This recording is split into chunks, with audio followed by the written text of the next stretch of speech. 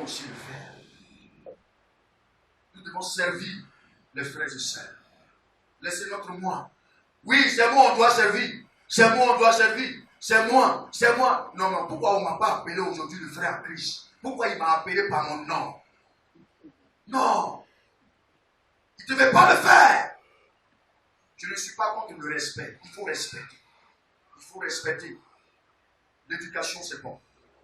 Mais par moment, apprenons à accepter. C'est vrai, ça fait mal, mais acceptons.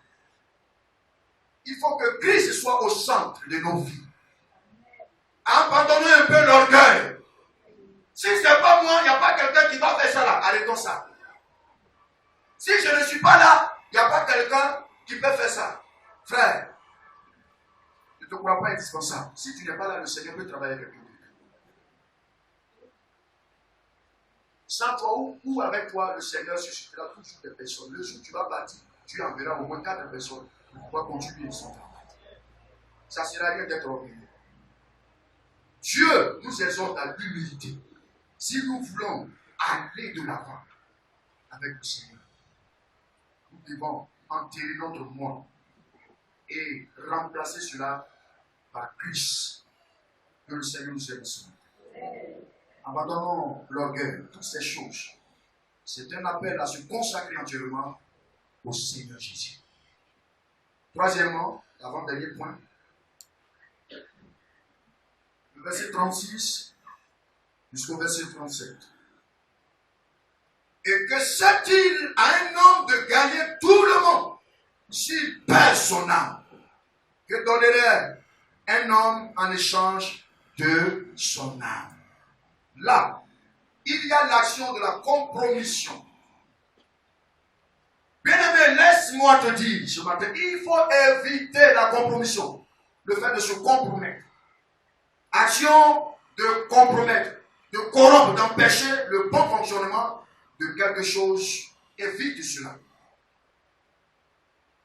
Il faut arrêter de se compromettre au péché. Ton âme a de la valeur aux yeux de Dieu.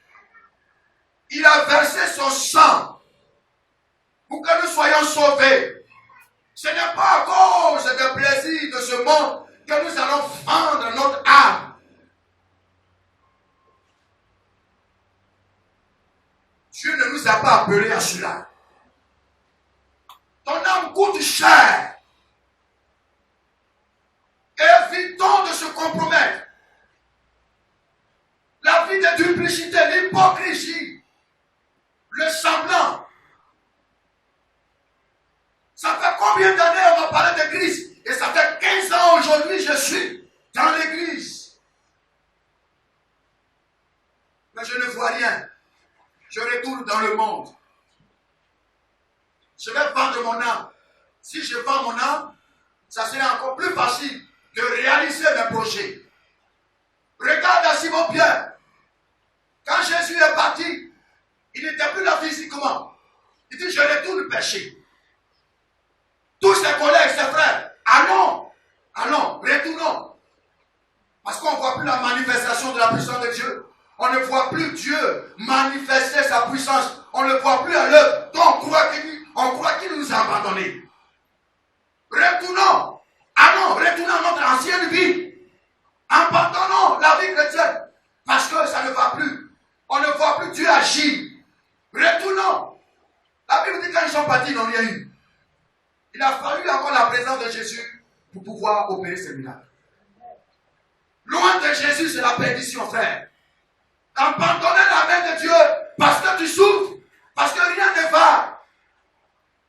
C'est mettre ton âme en danger. Quel que soit le coût que ça peut te coûter. Frère, Jésus ne peut jamais t'abandonner.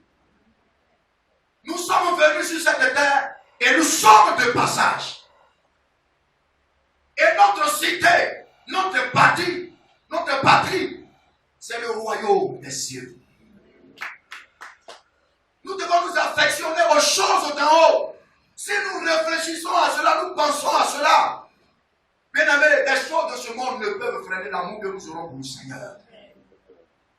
Le monde passe et sa convoitise également. Nous voyons à passera pas, c'est la parole de Dieu. Ce qui ne passera pas, c'est la parole de Dieu. Affectionnez-nous aux choses d'en haut, où Christ est assis. Est-ce que quelqu'un m'entend ce matin? Si nous voulons aller de l'avant avec le Seigneur, progresser spirituellement, frère, nous devons prendre soin de notre âme. Éviter la compromission. Jouer avec le péché. Tu te plais dans le péché. Continue. Arrivé un moment quand le péché atteint son paroxysme, Dieu ne parle plus, il te regarde. Il te parle. Comme quelqu'un pourrait le dire, ça rentre ici et ça sort là-bas. Ce n'est pas le désir de Dieu de voir ses enfants aller à la perdition. L'enfer, en réalité, n'était pas créé pour nous, pour les hommes. Mais Dieu l'a fait pour que Satan soit définitivement jeté là-bas. Mais à cause de la tentation, à cause du péché, nous sommes allés loin. Nous partons loin du Seigneur. Dieu nous interpelle encore de revenir si nous voulons voir un jour sa gloire. Si nous voulons manifester, si nous voulons bénéficier de sa gloire, la manifestation de sa gloire. Frère, maintenant que nous prenons soin de notre âme, veillez sur nos vies. Comme l'apôtre Paul va le dire. Il dit, je traite durement mon corps. Il le fait, pas parce qu'il ne mangeait pas. Mais tu vas finir de prêcher et un jour on te dit que je ne te connais pas. Je préfère qu'on me dise ça maintenant sur la terre pour que je puisse me ressaisir que d'aller là-bas pour me dire, va à gauche. Veillons sur notre âme. Prenons soin de notre âme parce qu'elle a de la valeur aux yeux de Dieu. Abandonnons le péché. Si tu arrives à tomber, Dieu t'exhorte ce matin, relève-toi et reviens à lui et continue cette marche. Puisse le Seigneur nous bénisse ce matin. Pour finir, le verset 38. Car quiconque aura honte de moi et de mes paroles au milieu de cette génération adultère et pécheresse, le Fils de l'homme aura aussi honte de lui quand il viendra dans la gloire de son Père avec les saints anges.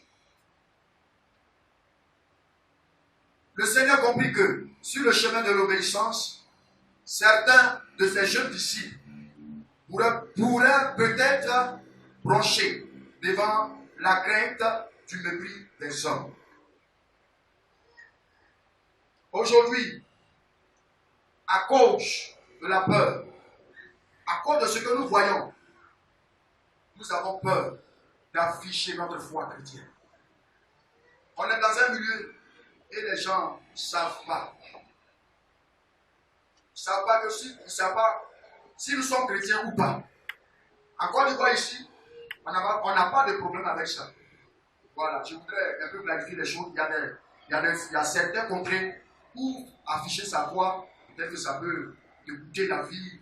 On ne peut même pas se promener avec la Bible. Ce n'est pas de ça que je vais parler. Mais en Côte d'Ivoire ici, un pays laïque, on peut se promener avec la Bible. C'est là toi tu as choisi, tu n'es pas parler de Dieu. Tu as honte. Il ne faut pas savoir que je suis chrétien.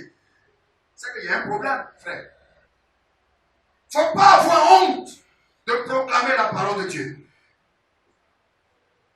Il faut afficher sa foi chrétienne.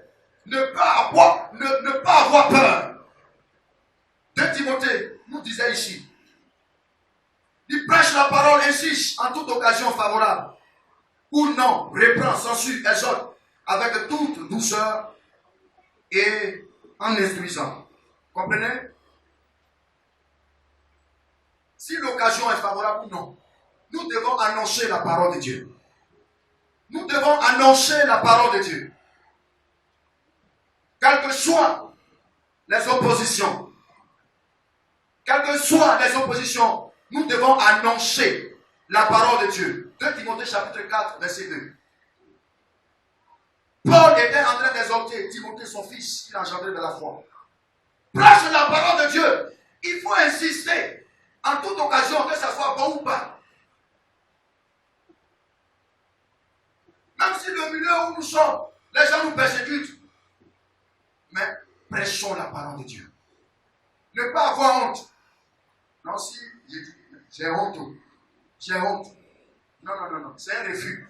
Que le Seigneur nous aide ce matin.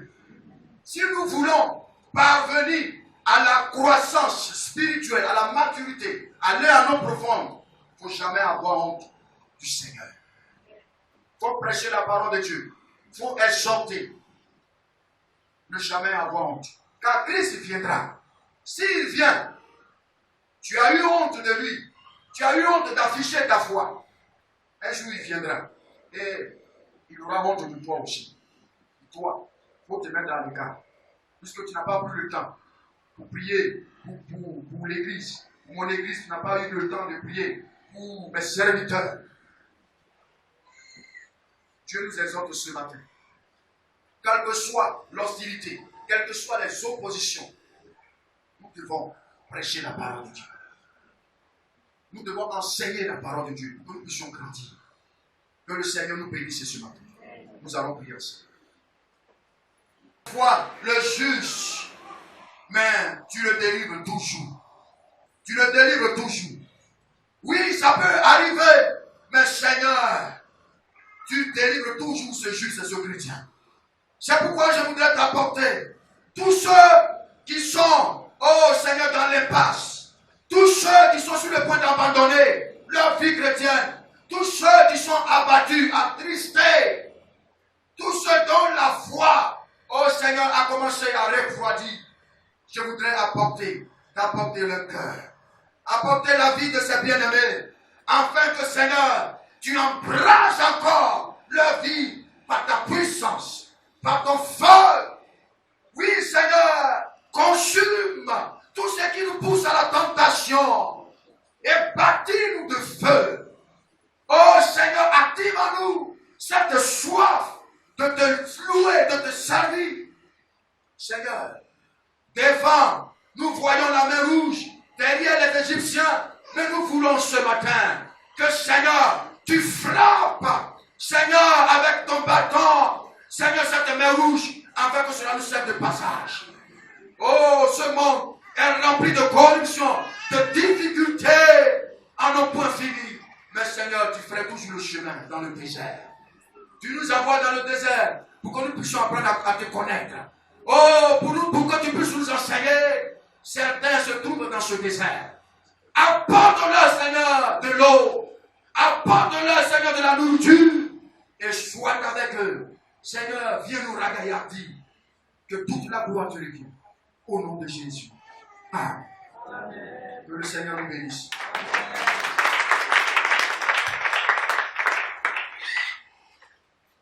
Alléluia. Gloire à Dieu. Voilà, bien aimé, nous allons passer sans plus tarder le service des dîmes offrandes. Je vais demander à Maman Céline de prendre place pour animer le service.